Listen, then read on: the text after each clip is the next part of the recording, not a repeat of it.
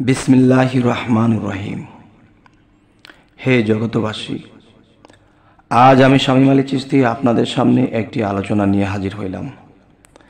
সেই আলোচনাটি হলো যে আমরা এই পৃথিবীতে বেঁচে আছি ঠিকই, কিন্তু আল্লাহ আমাদের সামনের জীবনে কি হবে, পিছের জীবনে কি হবে, সুখ হবে না শান্তি হবে, বা কেউ যদি অশান্তিতে থাকে তাহলে সেখানে শান্তিময় হওয়ার জন্যে আল্লাহ সেই তৌফিক রেখেছেন। সেই 99 নামের মধ্যে একটি নাম আমাদেরকে দিয়েছেন, কিন্তু দেখা যায় আমরা এগুলা খেয়াল করি না, আমরা এগুলা করি না।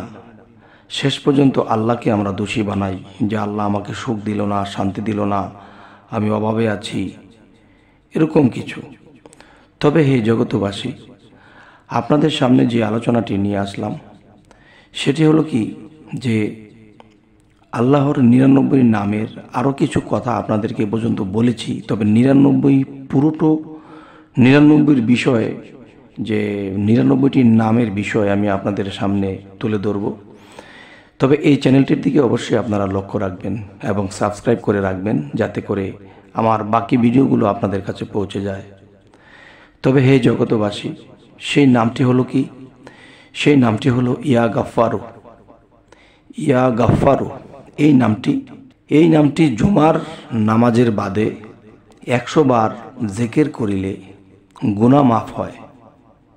দেখা যায় আমাদের জীবনে আমরা কেউ বলতে পারবো না যে জীবনে কোনো পাপ কাজ করিনি, জীবনে কোনো গুনার কাজ করিনি, এমন কথা কেউ বলতে পারবে না। এমনকো দেখা যায় যে নবী এবং পয়গম্বর এবং অলিয়া যারা আছে পৃথিবীতে, এবং যারা ছিল এবং যারা আসবে, তারা কখনোই বলতে পারবে না যে আমি কখনো আল্লাহর কাছে ভুল করিনি, আল্লাহর কাছে গুনাহ করিনি, আল্লাহর কাছে পাপ করিনি, এমন কোনো কথা কেউ বলতে পারবে না। তাই আল্লাহ আমাদেরকে এরকম সুযোগ দিয়ে রেখেছে। তোমরা যদি মনে করো তোমরা জীবনে অনেক বড় বড় পাপ করেছো, অনেক বড় বড় গুনার কাজ করে ফেলেছো, তখন দেখা যায় তোমরা ক্ষমা পাবে না, এরকম নিরাশায় ভুগতে থাকো। এরকম নিরাশায় মানুষ অনেক ভুগতে থাকে যে আমরা যে পাপ করেছি আমরা কি কখনো মাপ পাবো কিনা। তাহলে অবশ্যই আল্লাহ সেই রাস্তা রেখেছে।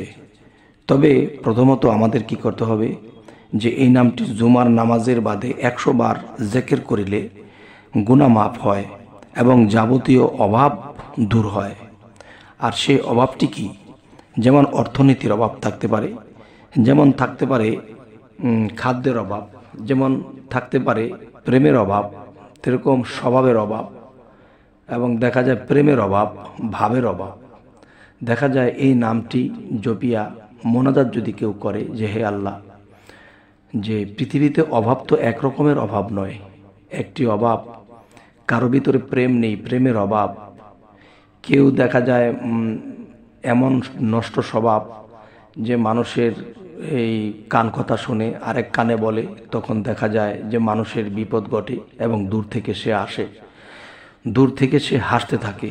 তখন দেখা যায় এই যে কিছু পাপ, একজনকে আমি কান কথা শুনেছি কিন্তু সেও মিথ্যা বলেছে এবং সে কথা বলে আমি আরেকজনকে শুনিয়েছি, তো এই মিথ্যায় তখন দেখা যায় একটা সংসার ভেঙে যায়, একটা সমাজের মধ্যে বিশৃঙ্খলা ঘটে যায়। তো এই ধরনের পাপ আমরা করে থাকি জানা অজানা। তো এই জন্য বলা হয় যে আল্লাহ যেহেতু আমাদেরকে এই সুযোগগুলো রেখেছে, তো এই সুযোগগুলো আমরা অবশ্যই কাজে লাগাবো। যেমন যে ইয়া গাফফারু, অবশ্যই নামটি লিখে রাখুন, না হয়তো মনে রাখুন যে ইয়া গাফফারু এই নামের গুণে আল্লাহ মানুষের অভাব দূর করে রাখে। এবং দেখা যায় একজন মানুষ যদি অসুখী হয়, কোনো কিছুতে সে সুখী নয়, এই নামটি যদি জপনা করে তার জীবনে সুখ আসবে, সুখে বসবাস করবে। কিন্তু একটি অনুরোধ আমি করব, যদি কারো জীবনে এই নামটি জবার পরে সুখ শান্তি হয়, তখন এতিম অসহায়দেরকে মাথায় হাত বোলাবেন, সমর্থ যেটুকু হবে এদেরকে খাদ্য দিবেন এবং তাদেরকে আদর করবেন, ভালোবাসা দিবেন। তো আল্লাহ কি বলেছে, দুর্ভোগ সেই নামাজকারী, দুর্ভোগ সেই ইবাদতকারী যা লোক দেখানোর জন্য করে থাকে এবং এতিম অসহায়দেরকে মাথায় হাত বোলায় না, তাদেরকে অন্ন বস্ত্র দানে উৎসাহ দেয় না, দুর্ভোগ সেই নামাজকারী। তাহলে সেই নামাজকারী ইবাদতকারীকে আল্লাহ দুর্ভোগের মধ্যে ফেলে দিয়েছেন। তাই আমি বলতে চাই হে জগতবাসী, যে অবশ্যই আল্লাহ কখনো মিথ্যা বলেন না, আল্লাহ সত্য, আল্লাহ আলোকিত, আল্লাহকে কখনো অন্ধকার গ্রাস করতে পারে না। তাই এই নামটি যখন আপনি 100 বার জুমার পরে, আপনি জুমার নামাজের পরে যখন 100 বার জপনা করবেন, তখন অবশ্যই আপনার চরিত্রের পরিবর্তন হবে এবং আপনার অভাব দূর হবে এবং আপনি সুখে থাকবেন এবং গুনাহ মাফ হয়ে যাবে। এই সুযোগগুলো আল্লাহ আমাদেরকে দিয়েছে, অবশ্যই এই সুযোগগুলো আমরা কাজে লাগাবো ইনশাআল্লাহ।